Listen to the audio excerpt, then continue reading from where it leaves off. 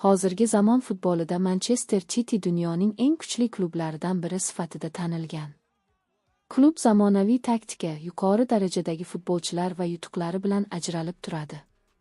So'nggi yillarda futbol olamida yangi iste'dodlar ham e'tibor markaziga chiqmoqda.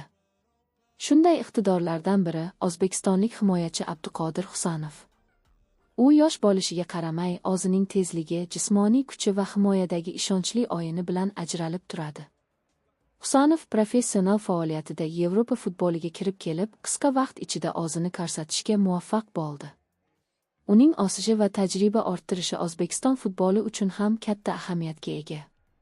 Manchester City kabi yirik klublar darajasiga chiqish imkoniyati esa har bir yosh futbolchi uchun ulkan maqsad hisoblanadi. Bugun u yangi avlod futbolchilarining yorqin vakili sifatida kelajakda yanada katta muvaffaqiyatlarga erishishi kutilmoqda.